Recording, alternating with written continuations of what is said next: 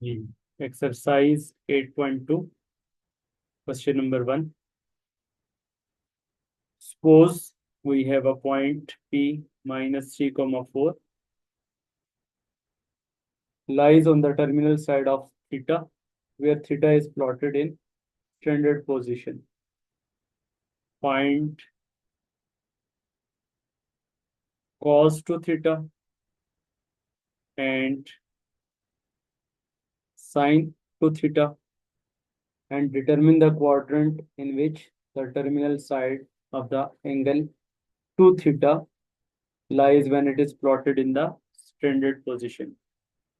आपने बताना है कि क्वाड्रेंट ऑफ टू थीटा क्या होगा।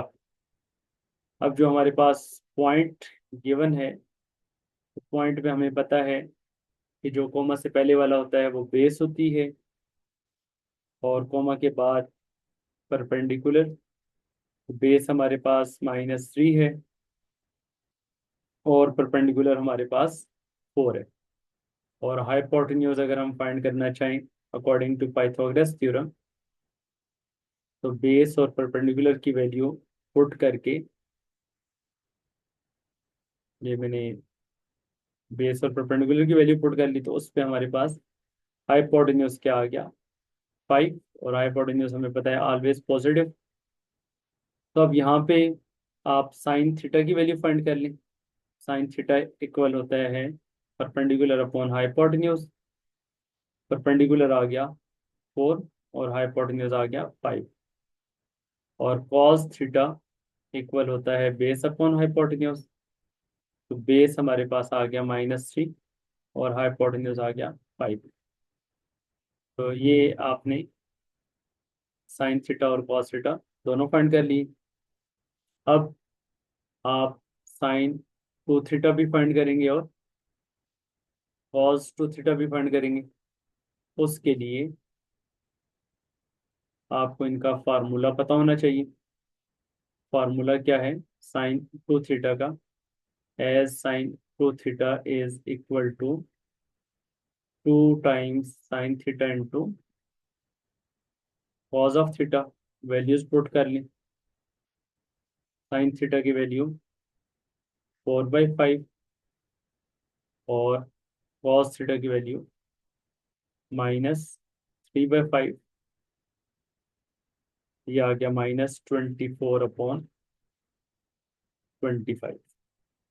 और इसी तरह से कॉस टू थीटा, उसका फार्मूला होता है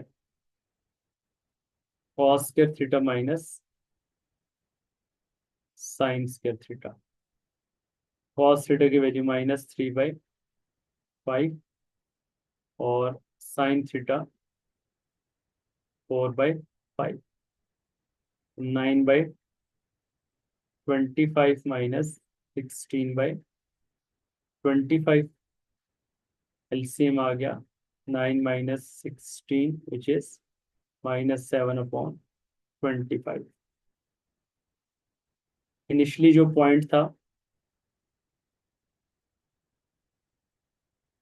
वो था -3,4, और उसके बारे में मेंशन था कि ये पॉइंट कौन से क्वाड्रेंट में, ये गिवन था कि ये क्वाड्रेंट नंबर 2 में लाई कर रहा है। एक्स की वैल्यू नेगेटिव और वाई की वैल्यू पॉजिटिव। अब आपने बताना है कि जो टू थीटा है, जब आप उस एंगल को डबल करेंगे तो फिर वो किस क्वाड्रेंट में आएगा। मतलब ये -3,4 आपके पास लेट्स सपोज यहाँ पे लाई कर रहे हैं, तो ये आपके पास एंगल थीटा है।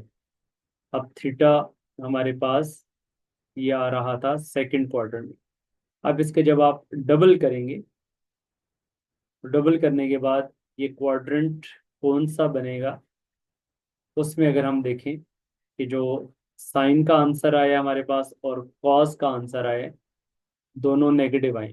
साइन टू थीटा का आंसर -24/25 आ गया, और कॉस टू थीटा का आंसर हमारे पास -7/25 आ गया। तो कौन से क्वाड्रेंट में साइन और कॉस दोनों नेगेटिव होते हैं, तो वो आपके पास आएगा क्वाड्रेंट नंबर 3। तो यहाँ पर क्वाड्रेंट नंबर 3 में उस एंगल का डबल आ जाएगा। तो आप लास्ट में मेंशन कर देंगे कि जो क्वाड्रेंट है टू थीटा का, वो आ जाएगा क्वाड्रेंट नंबर 3, थर्ड क्वाड्रेंट आपके पास उसका होगा जिसमें टू थीटा लाई करेगा। तो ये हमारा एक्सरसाइज 8.2 का क्वेश्चन नंबर 1 यहाँ पे कंप्लीट हो गया।